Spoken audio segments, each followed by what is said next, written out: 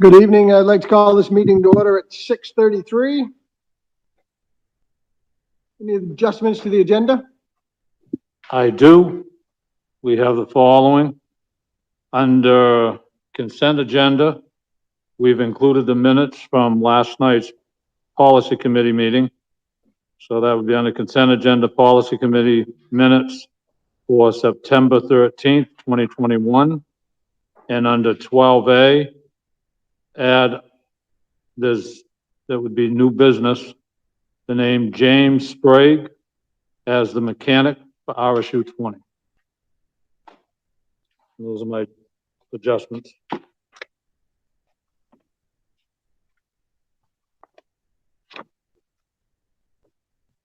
Did we happen to get a? Should have been.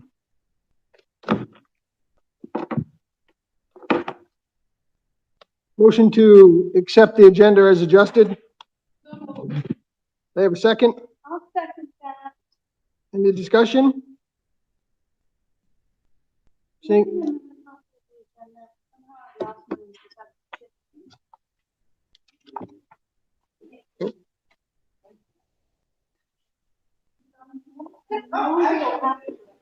all those in favor? Unanimous, thank you. Any recognitions this evening? No, sir. Consideration of the minutes, regular board meeting, August 24th, 2021.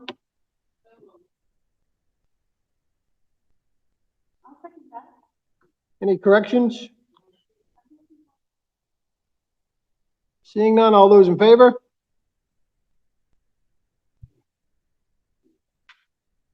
Consent agenda, policy committee meeting minutes, August 16th, and policy meeting minutes, 9/13. No action is required. Presentations this evening. Administrators and directors on opening of the 2021-22 school year. Yes, we have both Josh Toothaker and Larry Clement here to give you a presentation.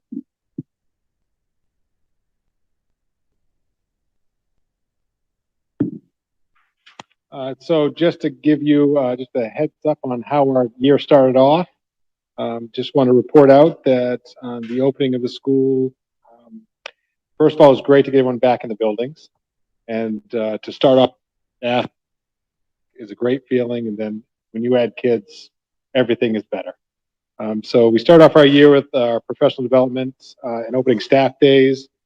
We had a chance to bring in an incredible group of new staff that joined our already veteran staff. So we're very excited about what we call the all-star lineup that we have going on at the elementary school. We talked about our opening days, how our focus this year is really around supporting everyone, and specifically the student supports around social, emotional, and the academics as we come back to in-person learning. We also had some PD time that we dedicated specifically to the math curriculum work that we're doing for our Ready Classroom programming. We had an open house that was very well attended. We had balloons up, we had music going. It was outside on our entryways, and people just came in, strolled in, had a great meet and greet, and then they proceeded down over the hill if they had siblings down here as well. So it was a great overall feeling. So as we return to our in-person learning this year, we really look to maintain a school schedule that's pretty consistent with what we've had in the past, so that we could, follow all the current guidelines and account for the increased number of students that we have for our in-person and our new enrollments, and then of course to accommodate for all the needs of all learners. We've got some fun things that are going on already. We have Miss Jenny that rejoined us for our from the Belfast Bay Watershed Coalition to do outdoor literacy instruction. So that's really to help support all of the nature education that's aligned with the Common Core and Next Gen Standards grades 1 to 4. We have had 2 successful fire drills this year, and accompanied by our SRO, Officer Colby. as the kids call them, Officer Levitt for us. And both evacuations were under 2 minutes for the entire building. Every human being was out of there in less than 2, so it's always impressive. Enrollment numbers at the elementary school, we are up to 195 currently, and the same number, K to 5 was 179. We have had, I believe last count this morning, I think it was 30 brand new enrollments that have come in, with only 10 on the books that have left since last year and transferred elsewhere. So we've got some great student supports that are set up. We have diagnostics going through our iReady programming to assess where students are, so that we can plan for their academics moving forward, and then provide any supports that may be needed because of the last X amount of months and years. We have an intervention team that's diving into the data, building caseloads based on kids that are returning from the remote learning from last year, and also they are to support the needs of students that are showing a lot of deficits that are not receiving supports elsewhere through special ed services or Title I services.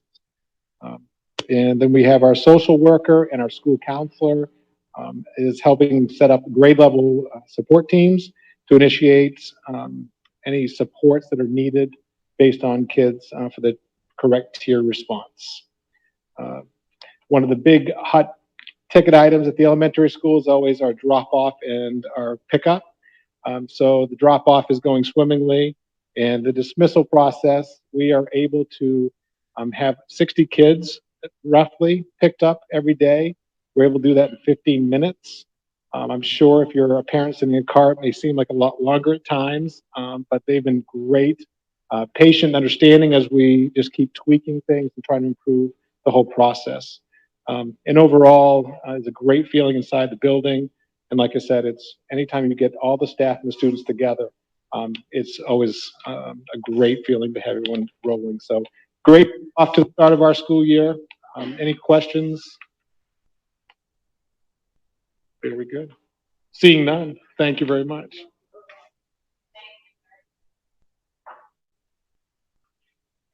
So at the high school and the middle school, also a very successful start to the school year. It's crazy to think that it's only been about 2 weeks and it feels like it's been about 2 months. So cramming a lot in there. So starting at the beginning of the year, as Larry pointed out, we had a really concerted effort as a district to approach student support systems. And we had started that process last year in the middle school with our PLC groups, professional learning communities, in examining and looking at our support systems for students, both all academics, social emotional behavior, and restorative practices. And so all that work came together over the summer. And so that was a lot of our in-service time, was meeting as a staff and reviewing that process to really come up with a systemic way of supporting students when they're not successful. So a lot of that effort has been put in so far early this year. We had a change in the calendar. This year, we had our first day was an early release day for our 6th graders and our 9th graders. And the feedback for that was overwhelmingly positive from both staff and students. Staff had a chance to have some more individualized time with the kids, get to know them in a more controlled setting without the chaos of the kind of the start of the year, and get everything done. And this marked when we talked to them over the day and the day, that they really appreciated the opportunity, where their lockers were, where their classes were, the lunch line. So certainly with that kind of feedback, it seems like something we'd like to think about for next year as well.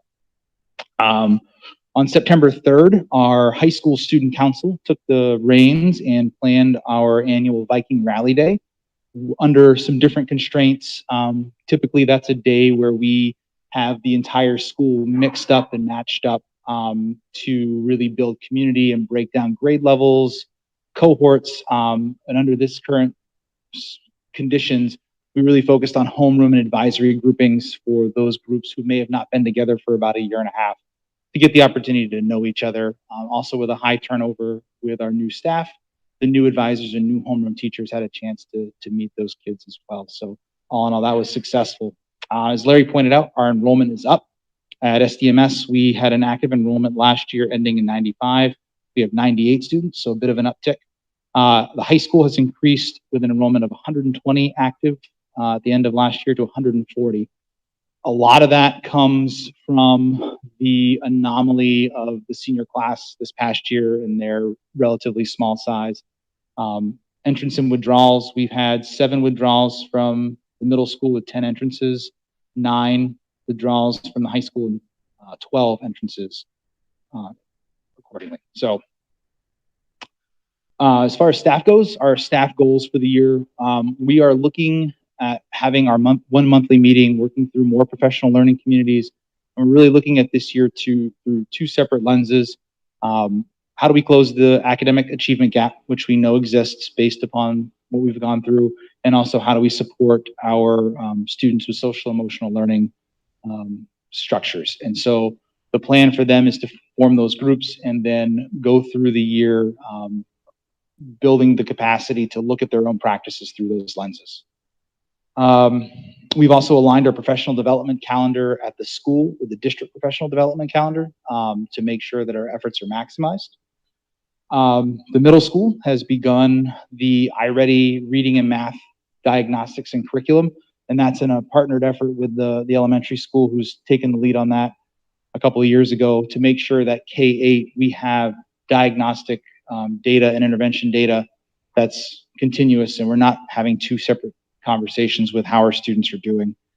The high school is engaged in a process of building the capacity for service learning and implementing that inside of their curriculum. That's a 4-year process that we're looking at having fully implemented with the real goal to have authentic learning experiences inside of classrooms that connect to the bigger community. And the middle school focus this year will be primarily looking at interdisciplinary studies and for the same reasons, for authentic learning opportunities. So a lot going on. Any questions?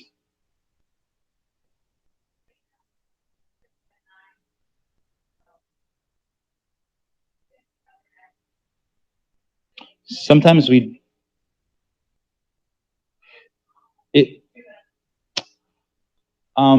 the nature of some of these that they happen almost instantaneously and you find out before you can have a conversation.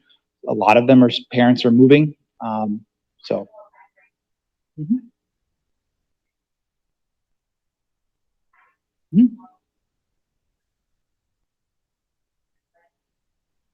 Mm-hmm.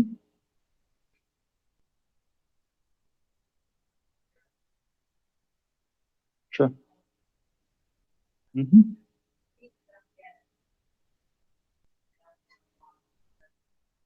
Mm-hmm.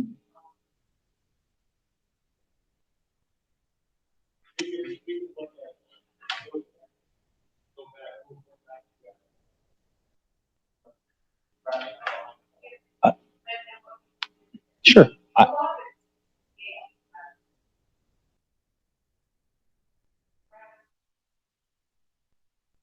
Mm-hmm. Sure.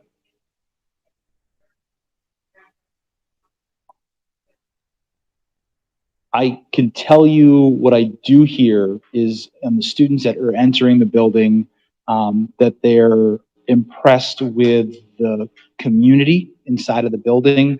They are impressed with the advisory program in the high school, that there's one person who is with them the entire 4 years.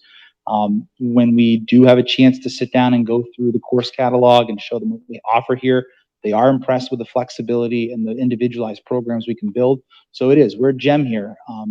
But yep. Mm-hmm. Noted. Yep.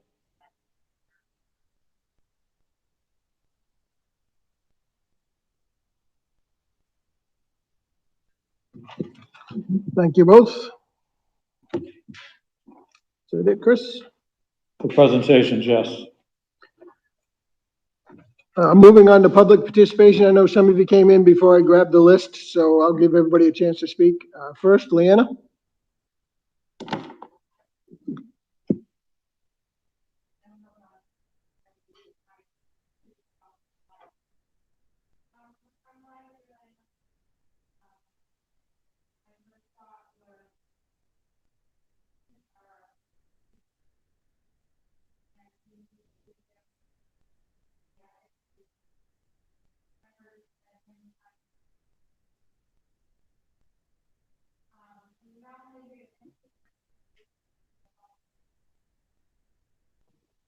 I think it's unfair, my opinion, and I've heard a number of people say this, that there is no remote this year, especially for the elementary level, because they cannot be vaccinated.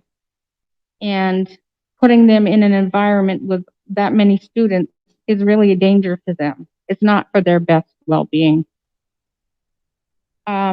Is it something that you could consider, maybe remote for elementary level, where they're more vulnerable to get the COVID because they cannot be vaccinated? I mean, the whole school district wouldn't need to be remote, but I think you should consider remote for those younger students. I think another thing would be mandating masks. I've never heard of someone getting sick from wearing a mask, but they can get sick and they can die by not wearing a mask. So I feel we're putting them in danger by not mandating. Some of the middle and high school students, yes, they can have vaccinations. They don't all have vaccinations. That's usually a parent choice. But I think it would be helpful if we did mandate masks, not just for the students, but for the staff that work with these kids. Basically, that's it. Thank you. Thank you, Leanne. Holly?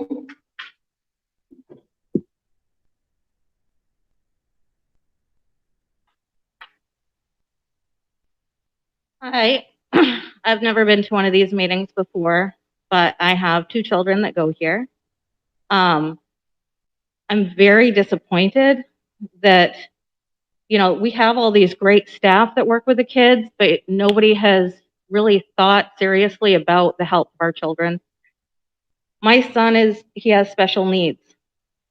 If he gets COVID and he goes to the hospital and is put on a ventilator, he is not going to come off that ventilator because they're going to have to put him to sleep to be able to even put him on the ventilator.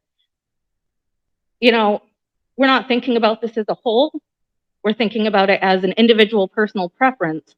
But if you look at my teenage daughter and you're like, okay, we're recommending this, and then you go into the school and 9 other kids right there are sitting there without a mask on, do you think she's going to want to be that lone one out?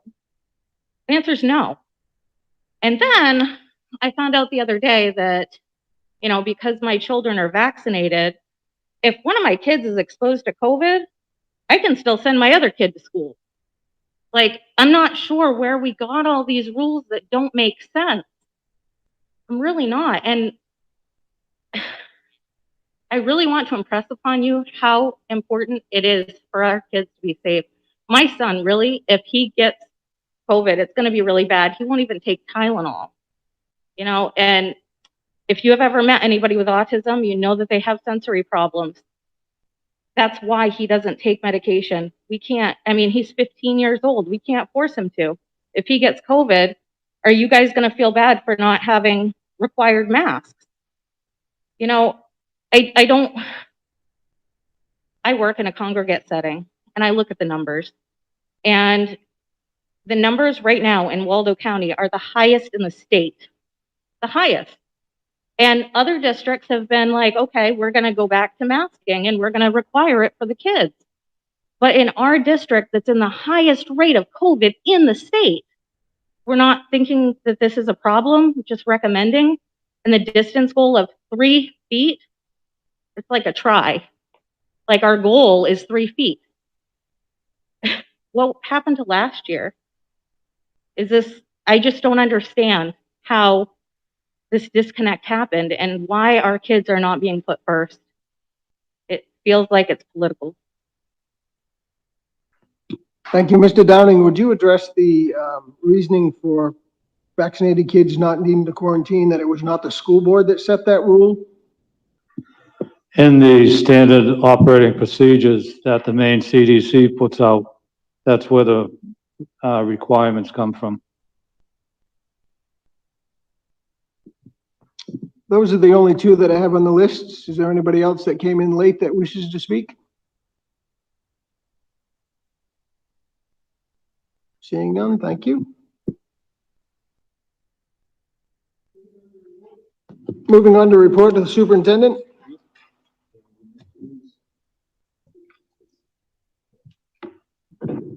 I do have a couple of points I'd like to bring up to you. First of all, the district is entering our third week of school. This is our first full week with both students and staff. As the principal said, we're settling down into a routine. It was really great to see our students back in person and our dedicated staff making it all happen. I'd also like to take the time to thank the parents for your cooperation on the pre-screening for symptoms.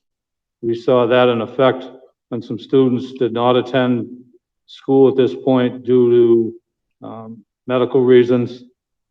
Together, we appreciate that because of the due diligence that's providing the continuation of our in-person education.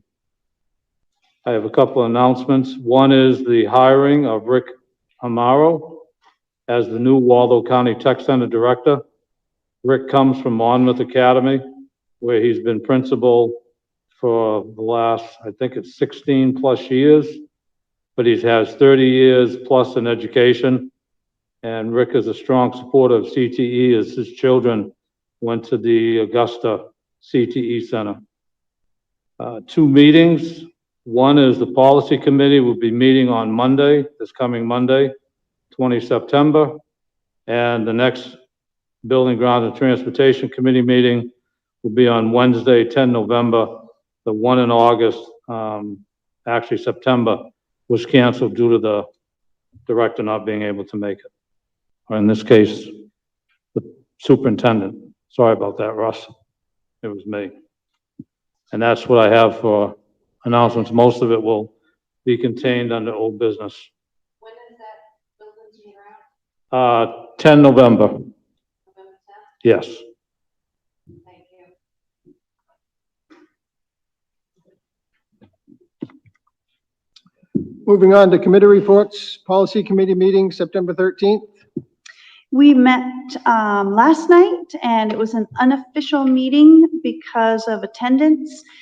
And there were a number of things that we looked at, though no action was taken because it was an unofficial meeting. We reviewed again the recommendations for revised job descriptions and hope to vote on those on the 20th. We reviewed again policy EFE and again hope to vote on that on the 20th. We took a look at policies KF and a potential KFE. We don't currently have one, and so we'll revisit that on the 20th. And we also reviewed policy GCO. Again, we just need to vote on that. So no action, just more review, and hopefully we can have an official meeting on the 20th. Any questions? Tony, are you allowed to step in if one of the people? I can attend, but I cannot vote. Finance committee meeting, September 14th, which this evening was a probably 2.5-minute meeting, signed warrants, and everything is in good standing order. Moving on to old business, consideration of approval of pool testing per SOP. It's all yours, Mr. Downing. We brought up pool testing at the last meeting and it was tabled. The reason it was tabled was because our nurse, Monica, was not available to answer some of the questions that were asked. And so I've invited Monica tonight for questions. For a quick review, pool testing is a way of a mitigation in which you would have opt-in students that would take a test each week by the swab. We put into a collection tube, sent out, results would come back 24 to 48 hours later. If there's negatives, like for lack of a better term, things move on. If there's a positive, then the Binex test would be administered. And at that point, things would take place. And that's why I asked Monica to be here so that the questions that were asked could be answered.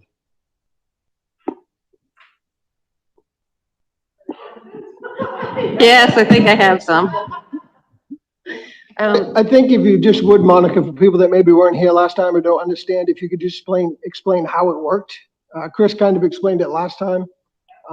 We as a board, I think, understood it, but I think some of the members of the public and staff would also like to know how it works. That's entirely up to you. So DHS and the DOE have partnered to offer school in the state, K-12.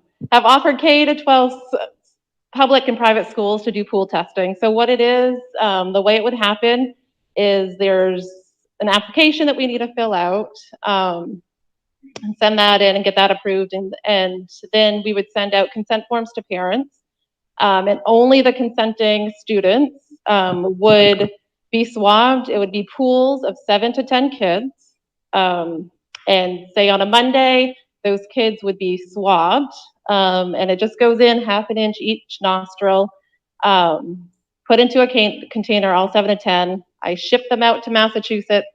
24 to 48 hours, I get the result back.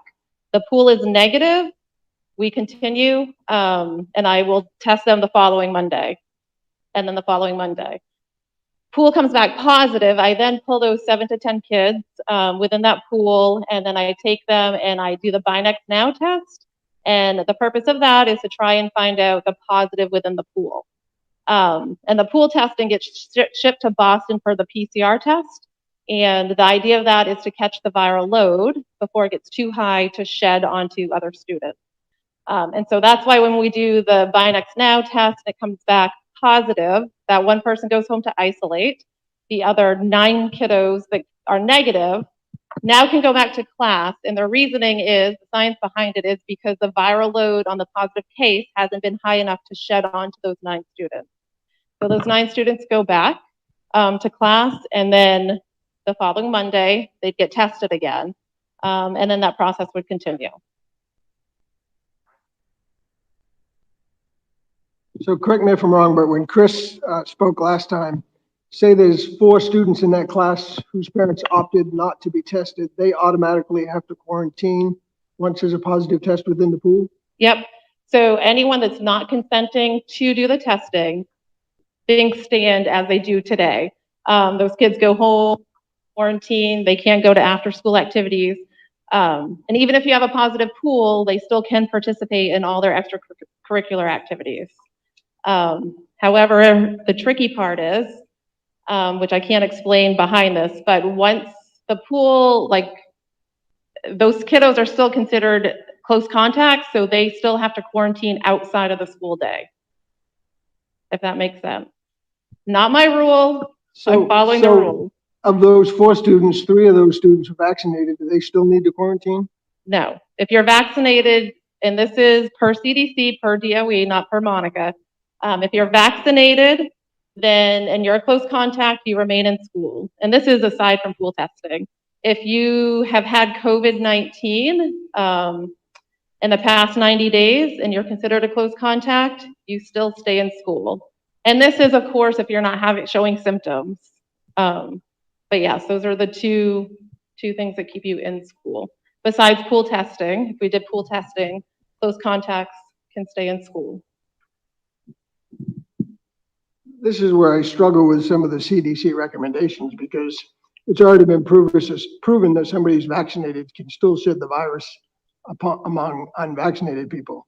As I said in the last meeting, this SOP is full of so many holes in each 4 of its steps. But I've learned today that Chris said that they're going to redo the SOP this week. It just came out today, the new one. It came out today. So what have they done to fill some of those what I call common sense things that don't make sense? As one sibling tests positive, they have 2 other siblings that don't have to quarantine because they've been vaccinated. That to me doesn't even make sense in the realm of reality, because the chances are they go home, even if they were in a mask, they go home, they take the mask off. You cannot be subject to a virus any more than in your own household. So that's why I struggle with the COD and the DOE's recommendations, is they elude common sense in a lot of them. They really do. How does that even make sense? When they've already proven that a vaccinated person can pass the virus. That's what I struggle with when they make these recommendations based on what feels good at the time, or is it based on science? That's what I struggle with. I mean, if the pool testing keeps kids in school and keeps kids safe, that's great. But some things just don't make sense to me. That's what I struggle with, the common sense issues. Some things don't make sense to me either, Tony. I mean, there's no other way. I can't explain it. Yeah, I mean, that's what's so frustrating about the whole thing to me. Uh-huh. You know, we as a RSU, there's, as far as I know, there's two that I know of. There's us and there's RSU 74 in Sullivan, who voted to make mask optional, recommended but optional. I look at the surrounding schools. I look at the RSU that you're in. Their numbers are, you know, you read in today's paper. I look at Herman. I look at Brewer. I look at Aroostook County, who started the school year early and was fully masked, and they are having a hell of a time with the mask mandate. That's what I struggle with. You know, last year when the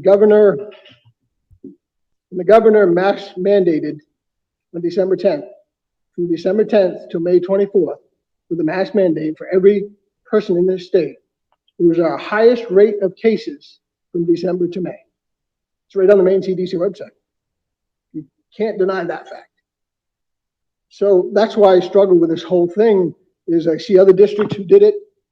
So, and then I hear the CDC say one thing, and then the vaccine, get the vaccine, it's gonna work, and now it doesn't work. But if you're vaccinated, you can stay in school, even though you can pass it to somebody unvaccinated. It's all over the place. It really is. What do you believe? Do you believe the data you read on the main CDC website, or do you believe CBS News or Fox News, or who do you believe? I mean, that's the issue I struggle with, to make a decision, is nobody can really give you an answer. And I honestly believe, somebody mentioned political, if next year wasn't an election year in the state of Maine, then we'd be already under another mask mandate. There's no doubt in my mind. But it's political suicide in the state of Maine right now to put down mandates. Because if you go by the CDC numbers, we're heading in a higher trajectory than we were last year.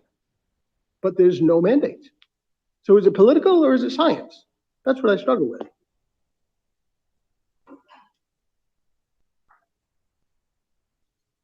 I'm a nurse, and so I follow the science, and the science I read states wearing masks benefit everybody. So have you read the CDC report that was done in the state of Georgia I did not read that. of No. 196 students, 90 school districts?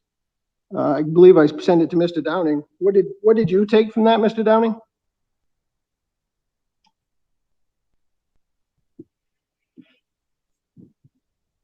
That the state of Georgia decided that they were not gonna mandate masks, and they allowed the schools to stay open, and they did stay open.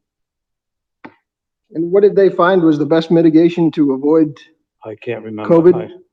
Was opening doors and windows and social distancing.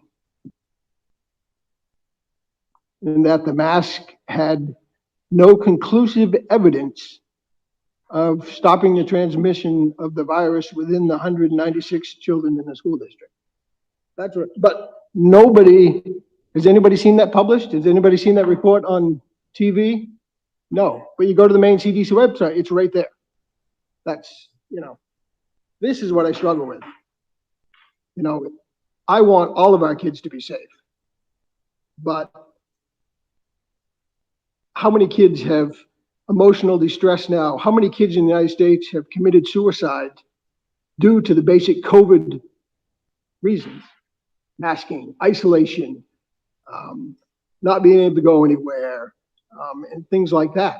So if you compare, to me, if you take those amount of deaths in children from suicide and COVID-related mental illnesses compared to actual COVID deaths of people under the age of from 18 and below, I guarantee you that it's the suicidal rate and mental illness that has killed more children than the virus has. I mean, the main CDC website on virus study for the state of Maine for people, there's been 23,943 cases of kids 25 and under in the state of Maine. 17% of those are 18 and under. There's been a total of 56 hospitalizations in young adults of 25 and under. So my quick math tells me that the hospitalization rate has been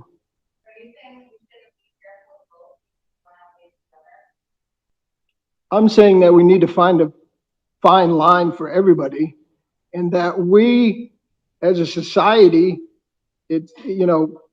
people don't want us to mandate that all of our staff have vaccines. Only 68% of our staff is vaccinated.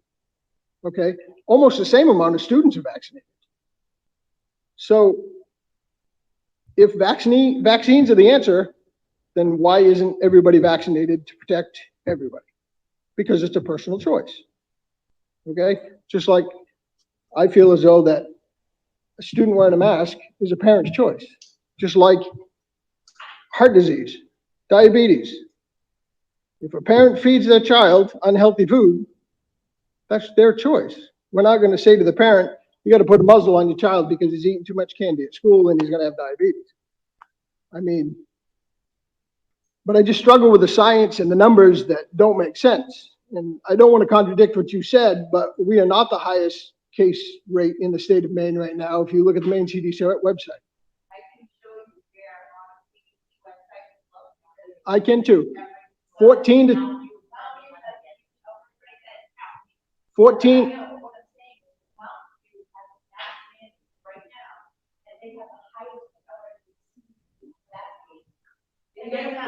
So I'm talking about, wait, excuse me, no argument between everybody. I'm just answering your question. If you go to the table of the 14 to 28 day, 48 to 28 day, Waldo County is not the highest rate. I just want to point that out.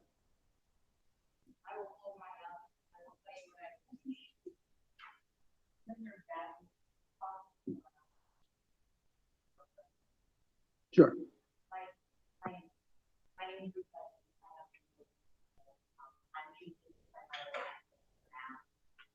What is continuing to be frustrating, scary, is me. I don't want to get it. I don't want to get it. I don't want to get it. But what I'm really, really concerned about is this is going on 2 years where this is the primary focus and nothing else. And I understand the importance of safety of our kids. But I also have my ears to the ground and I'm very aware of what a lot of other parents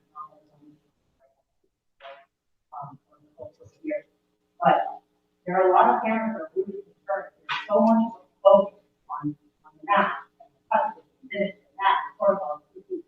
How much time is being taken out of the academic day? That is concerning. Obviously not as concerning for my kids in COVID. It's very, very concerning.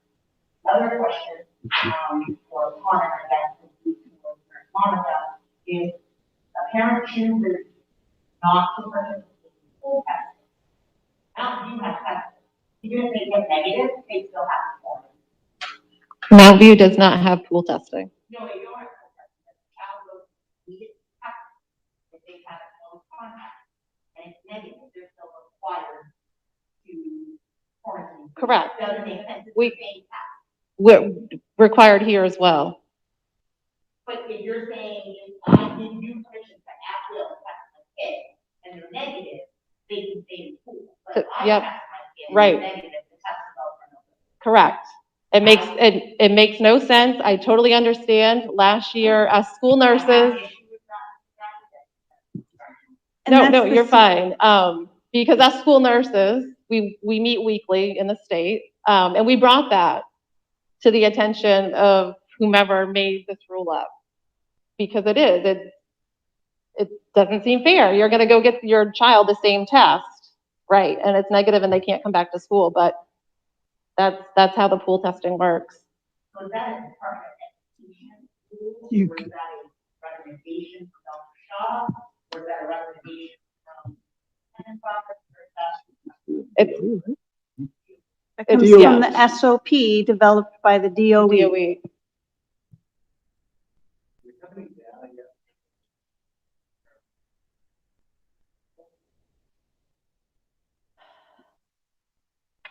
To compile the, like, it is working. I will say there's a school that signed on, and I can look back through my emails, but there is a school that signed on last week. Their first day of testing, they caught 5 positive. They had 5 positive pools. I know Belfast is starting later this month. There's many schools that have started it, and they are catching the asymptomatic positives. So I have a couple of questions, getting back to Sure. this discussion about the SOP and the pooled testing. Time is a consideration for me as well, and that was one of the questions I had last week, so I want to bring that to you tonight. What is the amount of time for kids to be out of class? I know the test itself is pretty quick. Yep. So for kids, how much time are they missing per, let's say per week? Because I know they're going to have to be possibly tested twice during the week, right? Possibly. So the thought behind the time frame is really quick, because they would do it right in their classroom. So they would test right in their classroom first thing in the morning is what I envision. And of course, working with teachers to make sure that that works. But it literally takes as long as 5 seconds to swab your nose, child puts it in the tube stays on the desk, and then I will come around to each classroom and grab it. So they're not missing a whole lot of class, probably 5 minutes. Of course, it'll take longer, probably in the elementary school, just, to teach them how to do it and make sure they're doing it more accurately, in the first probably month. But it shouldn't take away, So from their learning. classroom teachers primarily are facilitating or overseeing this process, which takes about 5 minutes, and then you take it from there. So there's not a need for any additional staff. It's just time. Twice a week, possibly 5 minutes. Once a week for probably most cases, because hopefully we don't have a lot of positives coming in our school. So once a week, hopefully, and then the positives, that pool I would pull into my office individually just to be more private, because their pool is positive, and then they would swab and then wait 15 minutes because that's how long it takes for the test to come back. And so just for clarification, the benefit of doing the pooled testing would be to catch those positives that aren't yet developing symptoms so that they can be removed from school and quarantined. And the other benefit, I think, is that kids who are participating in the testing wouldn't need to quarantine if they're a close contact. However, there's all this vaccinated, non-vaccinated language in this SOP, which I've read through a few times and still don't entirely understand. Mm-hmm. But you're on it. You're on it. So the close contacts in the pool, it's positive. The close contact, the test negative within the Binax now, they go back to class. So that's another benefit. They don't go home for 10 days and disrupt, everyone's life, childcare, all of that. So that's one of the big benefits. And I can go down and try and explain to everybody the SOP and the tables in there. It is confusing, but I can, if you have questions on it, I don't mind explaining. So the second test, Mm-hmm. you said it's in 15 minutes. The Binax now, it's the ones that I've been doing since last year. So what was the percentage of the ones that didn't mind being tested last year with COVID symptoms? Because you did do some, correct? I did do some, yeah. Yeah. So I don't know why we just couldn't do those to begin with, but that's all right. Huh?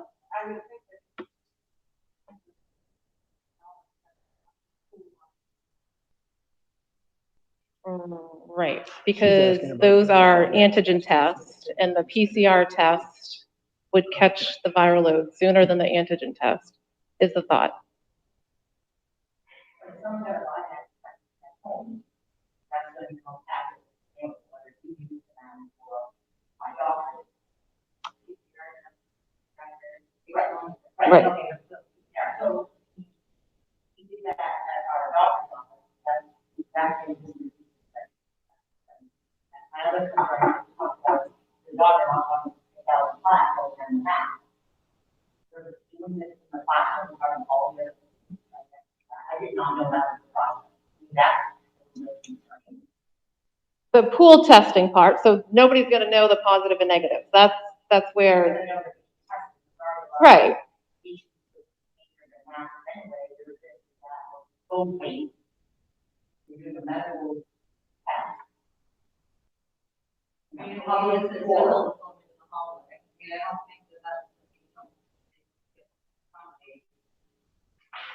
They're gonna do the test if we approve it right in the classroom with one whole group.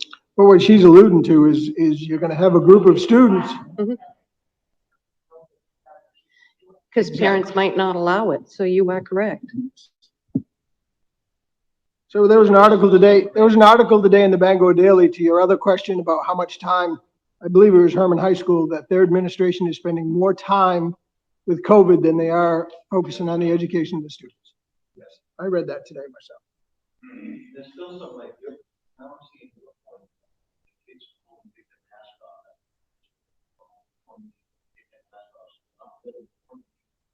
And it kind of seems like there may be some gray area where she's concerned about the time we're spending on this. It kind of seems like it's a certain that keep happening. Where you test the kids, they're positive, they go home, they take their mask off, they run around with everybody else. And how they back to school and that. This kind of seems like the gray area needs to be checked out here because it seems like the spending a lot of time with this kids all the time. I'll be curious to see the new SOP because I thought there was a lot of holes in all four of the stipulations for a student to remain in class. And that being one of them, especially when it comes to siblings, as I said, the sibling test positive, the two other siblings have been vaccinated so they can stay in school, but they go home and even if they had mask on, they're gonna pull the mask off and hang around the so-called quarantine student and then come back to school. Yeah, it makes no sense to me. I agree.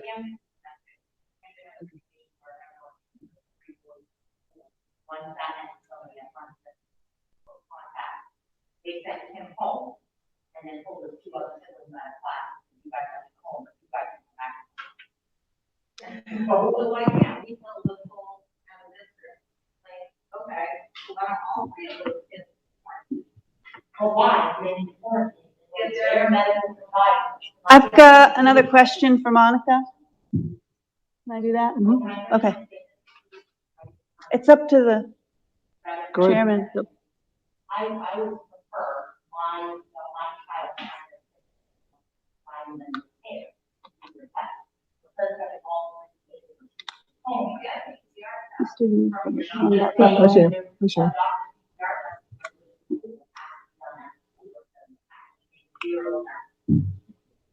Mike? That's the part. Can you hear me? I'm a teacher here at school. I have a question for, what happens if a teacher on their mask comes to school and tests positive for COVID halfway through the day, and the classroom is there in the classroom for an hour, and more than half the kids are not wearing masks? What happens to that class? If there's nobody's been tested, teacher comes in positive. If teacher comes in positive, then the whole class is gonna be sent home. Even if they're vaccinated? Well, if, right. Right. Under 11, my class, 6th grade, and most kids are not open.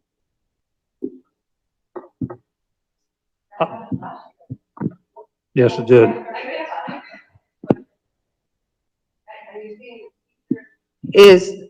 Has no mask? So what happens if they have a mask and they still get it? What's it, I'm asking the same question. One's got a mask and one doesn't. So But aren't we still having mandates as far as? So based on the original SOP, correct me if I'm wrong, if we as a school board mandated mask, anybody in that classroom does not have to quarantine just because they had a mask on. So, That was the original SOP. and that has not changed in the updated SOP as of today. So if you look at the table 1 is as far as quarantining, section 1 of the table, I'm sorry. So if you're vaccinated, no symptoms, then you don't quarantine. If you've had COVID in 90 days, you don't quarantine. If we are universal masking with assigned seating, and you are less than 3 feet from somebody that's positive, you quarantine. If you are 3 to 6 feet away, you don't quarantine, but you are still considered a close contact. So we would call home, let them know your child's a close contact. If they develop symptoms, please get them tested. They still can stay in school. That is with the universal masking and assigned seating. And then the fourth part, if nothing's done, then everyone's quarantined if you're 6 feet. So that's the way that you read that.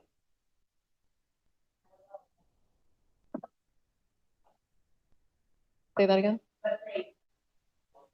Yep.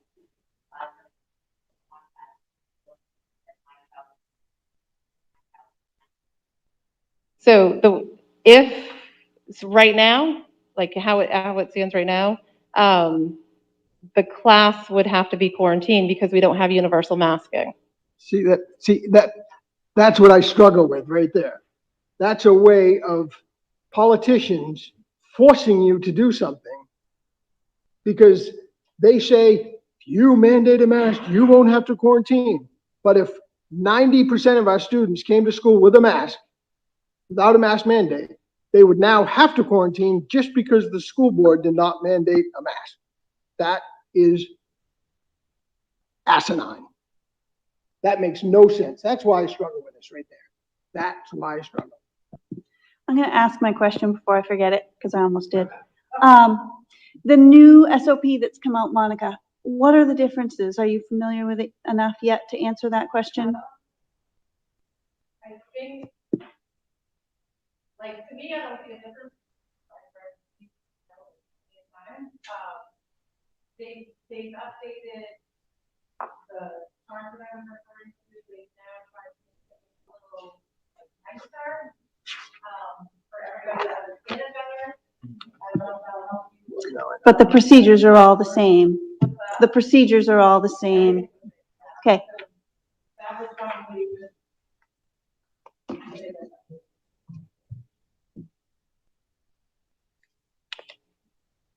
Is it just me or does that not make any sense? I mean, am I being ridiculous? I mean, honestly. I'm not going to talk on a personal level because. But I'm just common sense. I hear you, and what I tell everybody, I recommend you to call the Department of Education. I can't tell you how many times. I do have my own personal opinion, and I'll just say I may have called the department myself, but I encourage everybody to call the Department of Education because if we want things changed, then we need to speak up. Yes, of course you can. Please. I just want to say as a student, so much of the focus of this year has been on masks and vaccination and comments and all this stuff. And I must be completely honest, I'm getting very tired of it. And I think we all are. And I would just implore the board to sort of leave it where it was. I think the board made the right decision initially. And I think upon examination of the new evidence and the new SOPs, I don't think the board should change that decision. Thank you.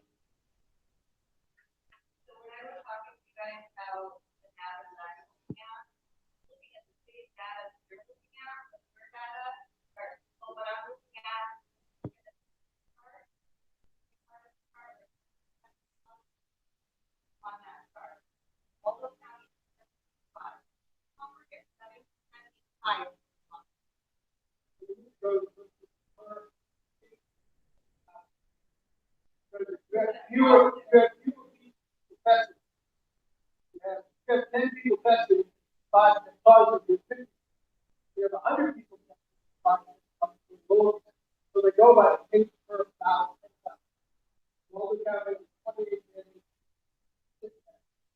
96.19.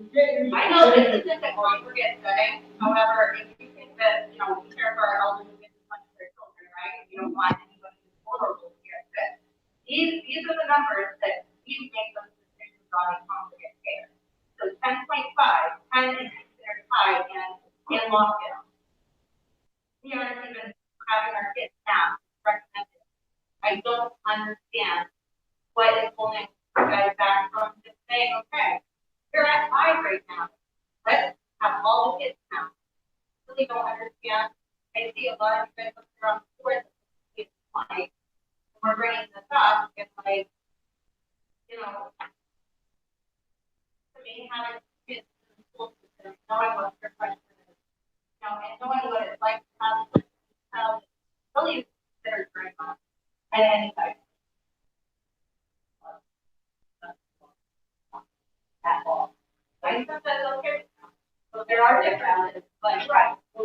But So nobody is frustrated with anybody that's in this audience that's come to spoke on their feelings, their concerns, the staff or anything.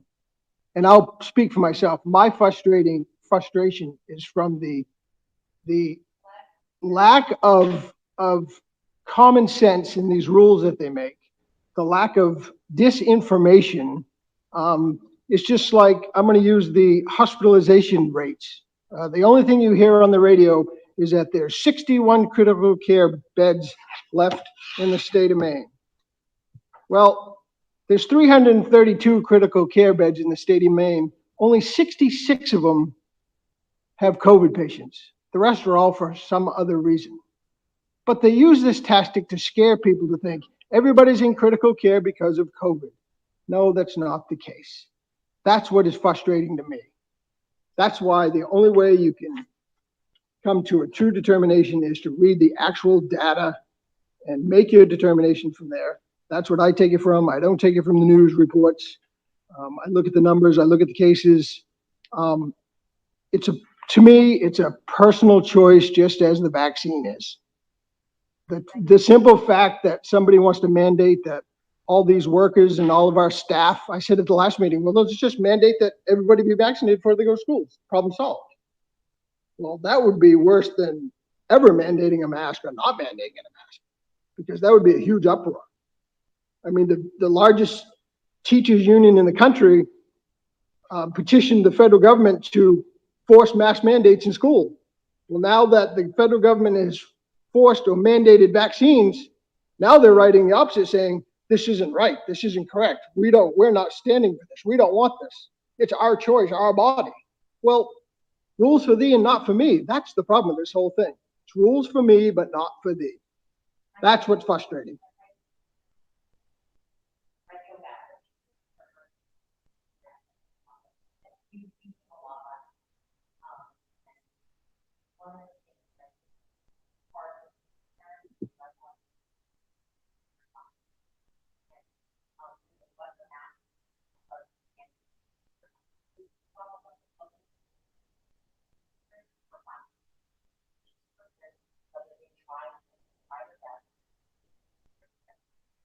But it wasn't the latter expressed. Some people say this happened, others not. I don't say, there's a camera, I don't trust you. Like, this is happening up and on and down.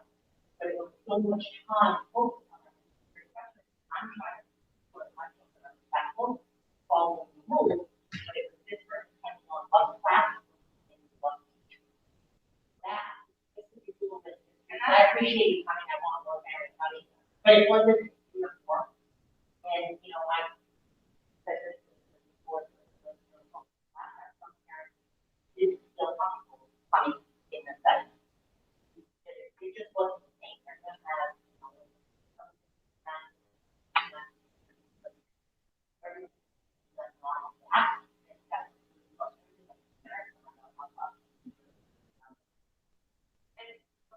my only complaint about the school, and I think I just been going to the report for a long time, is this.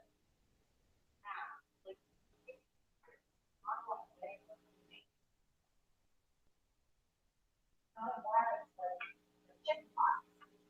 go away. It's almost like the bear. It's like, it's not gonna go away. It's never gonna go away. Come on. Hey, well, you know now, that you think everybody's gonna be wearing a lockdown. I don't think they would. Or I was hoping that. Okay, so let's get back to the consideration of the pool testing. Is there any more questions for Monica on the SOP? I do have another Okay. question for Monica. Do you think the amount of time that this will take, it warrants the benefits that it will bring? Are you, in favor of doing this pool testing? I'm in favor of keeping as many kids in school as we can. And that has always been my top priority. So if this is gonna help keep kids in school, then I'm all for it. Thank you.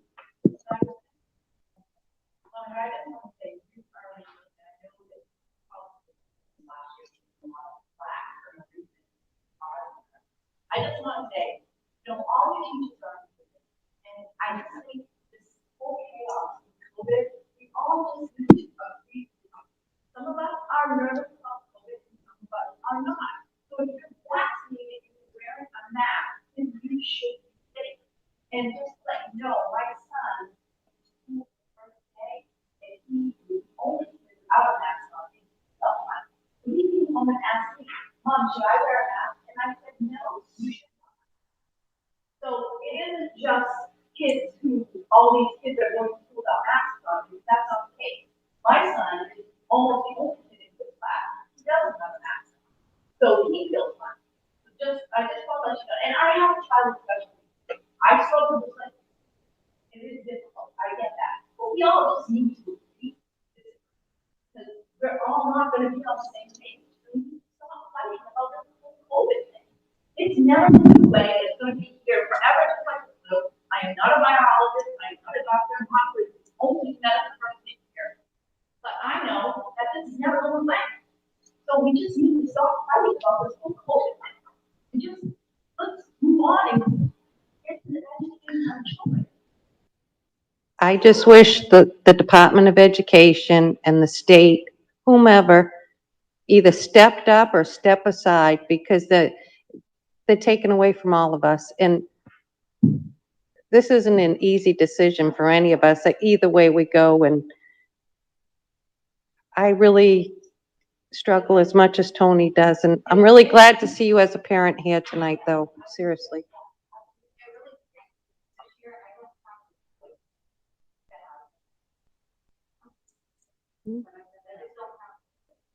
And because I don't have that toy, I feel like you guys are working me my child. And, you know, for me, that's a very emotional thing.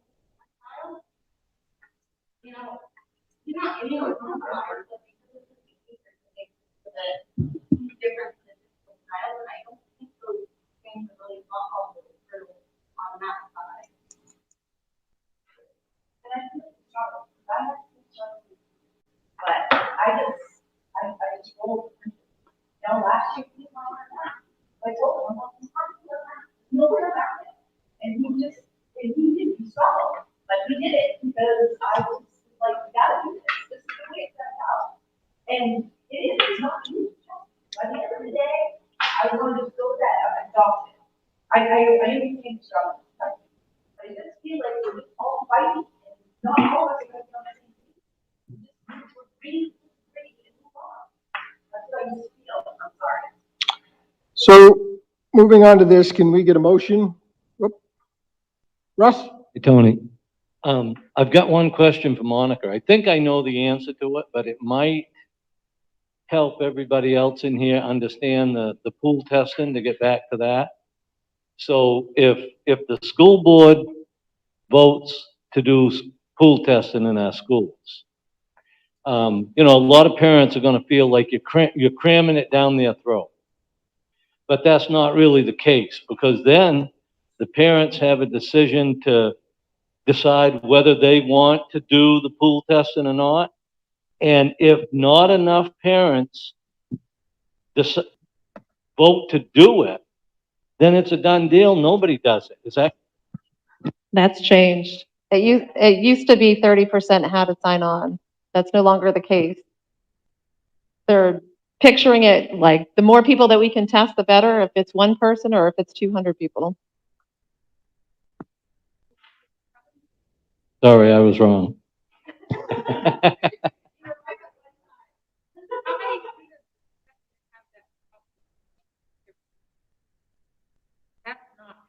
Yeah, but it's not, it doesn't go all the way. I don't care. I know, it's just small, like, I've had it. I've had three. Yeah, I know, my autistic child has had same test as had it done too. It goes all the way up. This is not the same. The child only swabs right here. It's not comfortable at all. It's the same test you get at Walmart. Drive through, swab your little nose, send it back in. It's not comfortable at all. It's not the same test that they do at doctor's office. So on 11A, do we have a motion? I'll make a motion. And the motion be?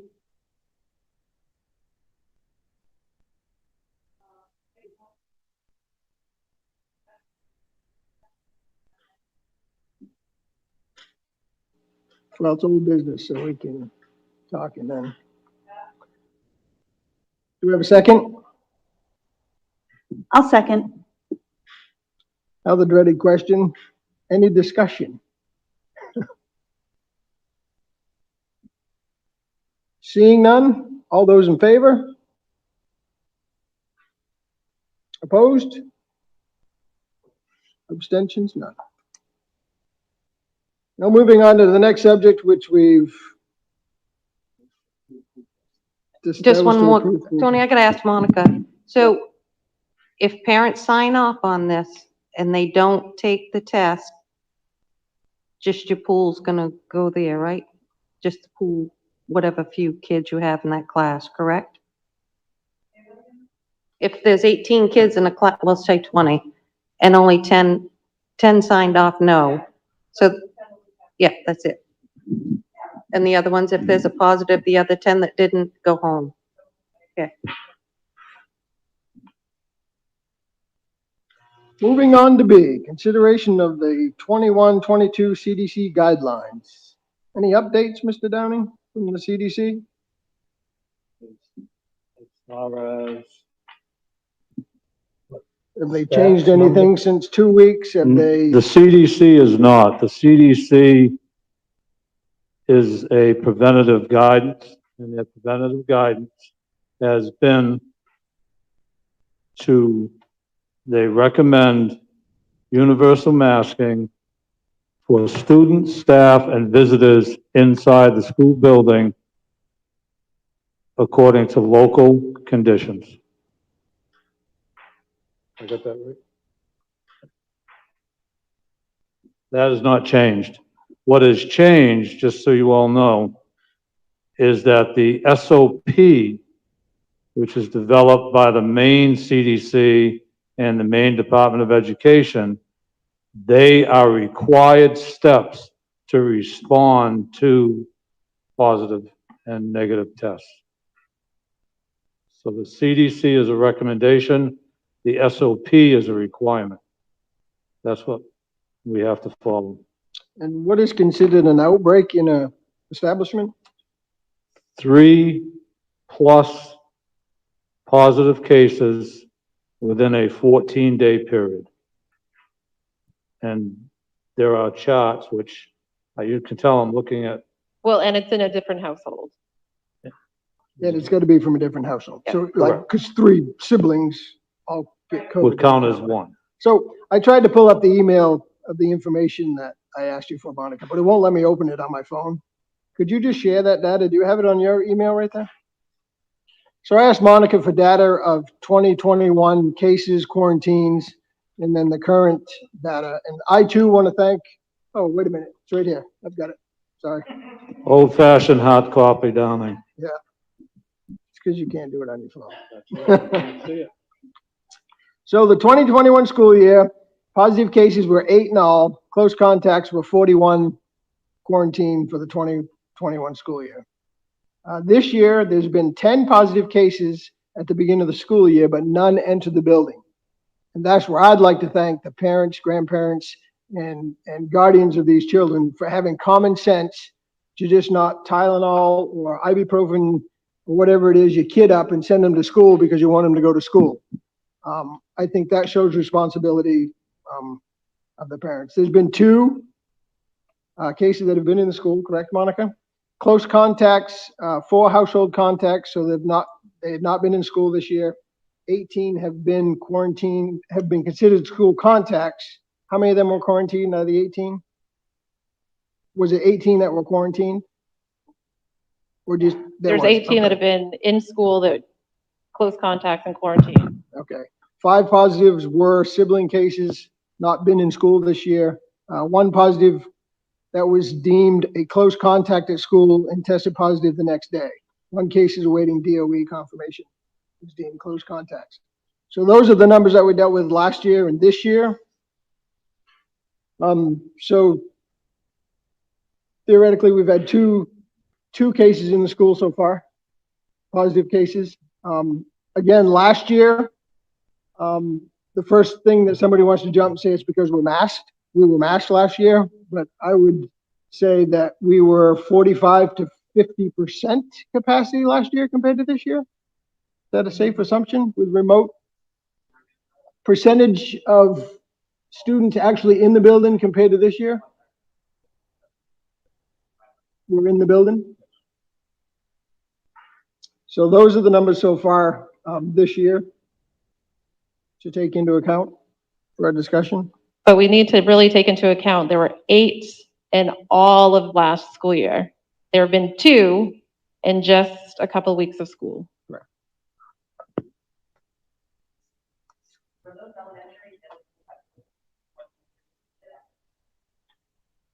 So the district numbers came from. Right, their data. I do have data on that, but I don't have it. Tony didn't ask me to divide it up, so I don't have that data.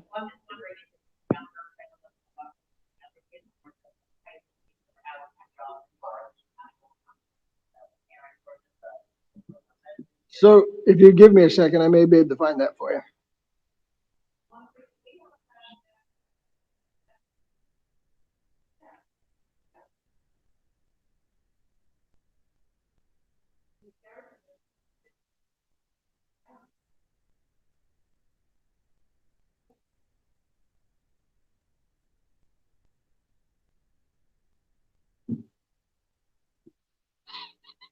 And to give you stats on that, is that currently there are over 400 schools that have applied for pool testing.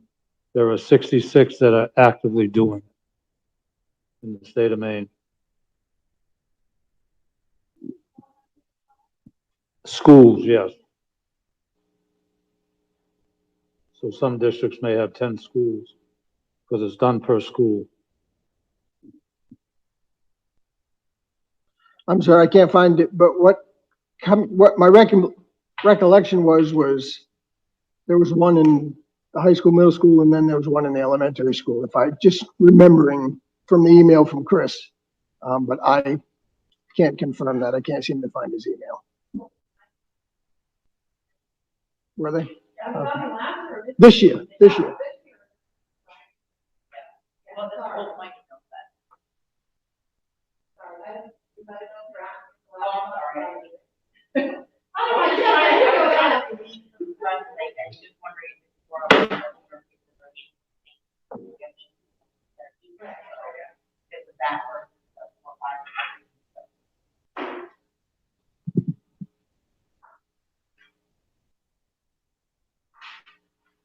So does anybody wish to discuss B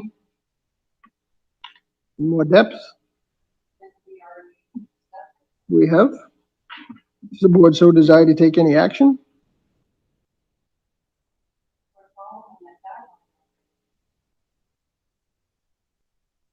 Mr. Downing? I do have a couple comments to make on that. In the motion, you gave the authority to the superintendent based upon local and situations within the school system. And I've heard tonight about the amount of time that's spent on dealing with COVID.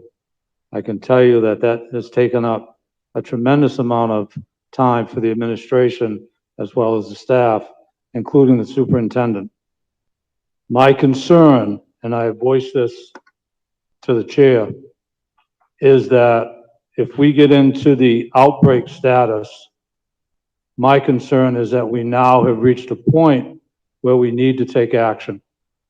And as superintendent, if that gets into the outbreak stage, I will be recommending that for the period of time until we are out of that, that mask would be required. And I'm going to tell you, I know I've probably upset people by saying that, but that's a concern that I do have because I've been to many meetings around the state with other superintendents, and that's where it gets out of hand, is when the outbreak starts. And that is a concern that I would have for all the children in our school system. So I wanted to voice that tonight. So in our last meeting, there was, I don't know if it was one or two, maybe it was just one parent that said that their child would not be able to attend school if we went to a mask mandate due to anxiety or something like that. Have we set forth a plan if we go to a full mask mandate to provide educational opportunities for these children? We have not. I'm not going to tell you yes when we haven't. We haven't. But it's something that we would have to discuss as an administrative team and bring back to the staff. Does the state of Maine recognize a student as,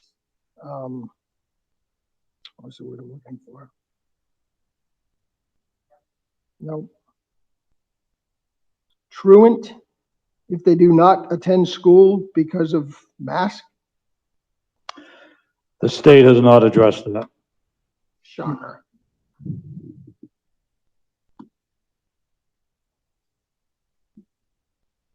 Does the state recognize a parent who desires not to send their child to school if masks are not mandated? You know the answer. No, No, the state has not. They are leaving things up to the local system. And what we want, and I think all the parents want, can agree to disagree, all the parents want their kids in school, so do we. But at the same time, we want the kids to be safe. And I understand, I totally do. I'm a parent, I'm a grandfather. I know what it's like to have a serious condition, as some of you know. But if we fall into an outbreak, we need to take care of that. And it's not, I think the thing that really needs to, and I'm going to speak now not from a personal that much, is that it's not going to go away. Viruses don't go away. We know that. But when we're in red and we have an outbreak, that's sort of like the red flags going up that you got to do something. It might be for 2 weeks. It might be for a month. It's all based on a variant of COVID-19, and it peaks and then it comes down. And that's what we're looking for. It just hasn't reached that point. But if we went into an outbreak, I would really be telling you, and I'm an upfront person, that we would require masks during that time period.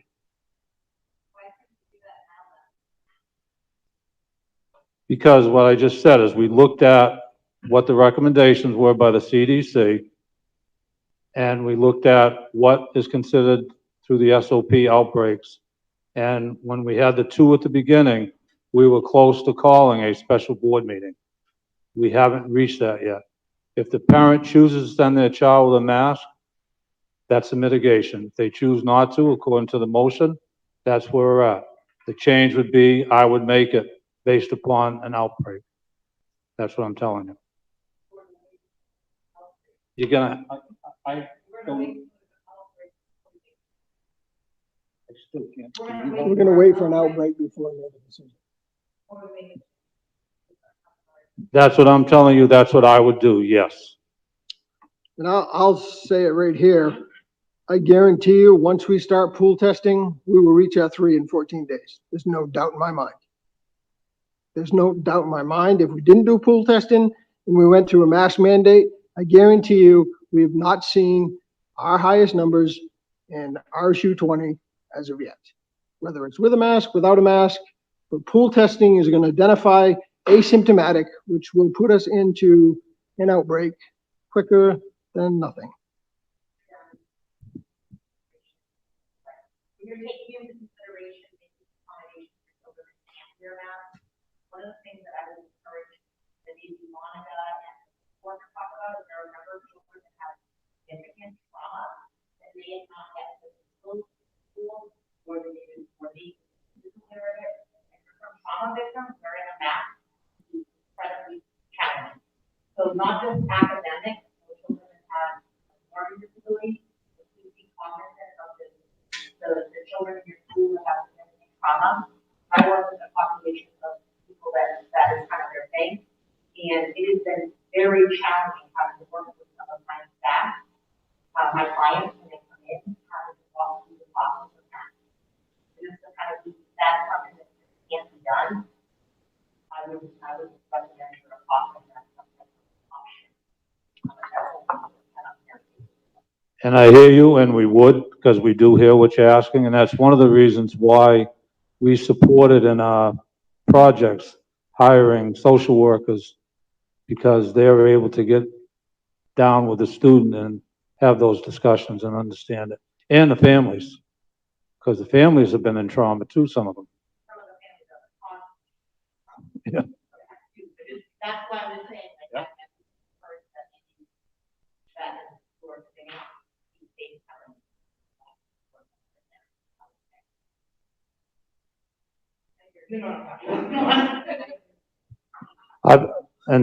I've been doing this for over 40 years. I know exactly what you're saying. I've witnessed it, unfortunately, to the extreme.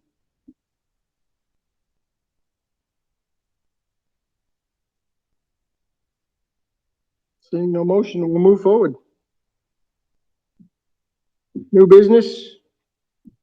James A. Sprague, maintenance, mechanic. Yes. There's no, I don't think there's a sheet in your. There should have been. We did one.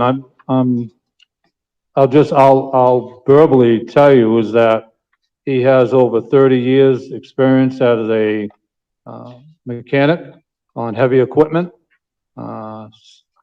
He is, where's Russ? Get another chance to talk, Russ. Take the mic.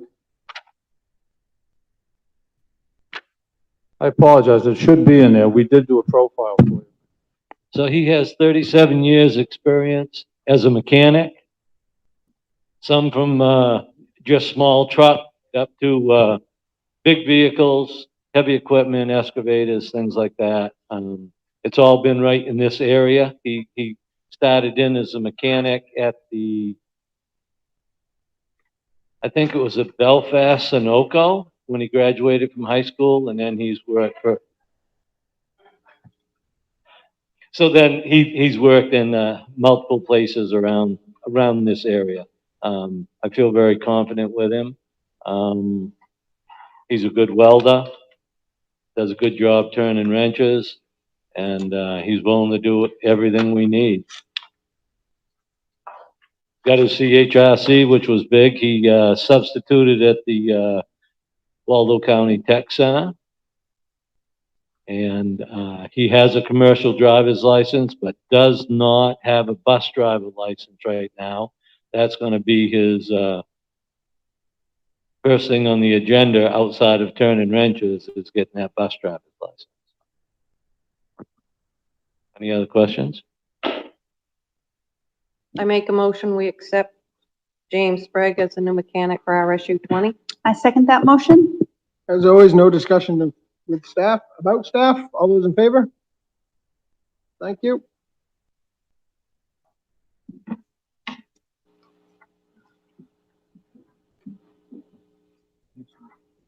Oh, the next meeting, okay. Yeah, next meeting is September 28th, 6:30, right here at the cafetorium again. One thing for the board members, I don't know how many of you have been to the main school board assembly in, is it still in Augusta?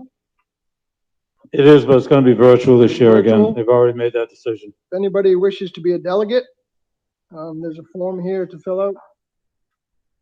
If anybody's interested, delegates, they are part of a group that goes into discussion on,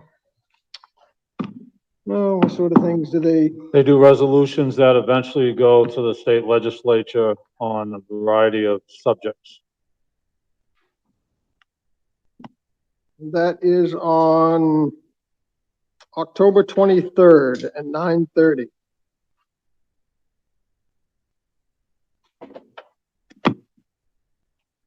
Motion to adjourn?